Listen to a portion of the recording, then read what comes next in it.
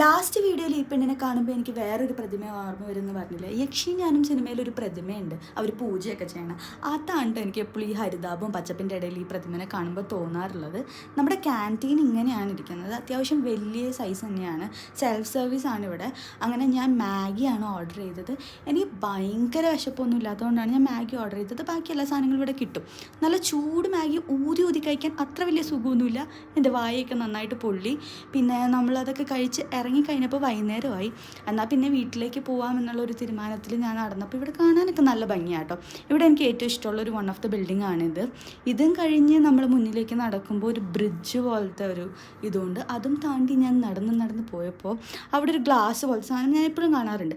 ഇന്ന് അത് തൊട്ട് കുഴിഞ്ഞു പോയി. എൻ്റെ വിചാരം ഇത് മിറർ ആയിരുന്നു എന്നായിരുന്നു. പക്ഷേ ഇന്ന് എനിക്കത് മനസ്സിലായത് മിറർ അല്ല എന്ന്. നമ്മളിവിടെ പഞ്ച് ഔട്ട് ചെയ്താലാണ് വീട്ടിലേക്ക് പോകാൻ പറ്റുക. അങ്ങനെ ഞാൻ പഞ്ച് ഔട്ടൊക്കെ ചെയ്ത് റൂമിലേക്ക് പോയി. ബൈ.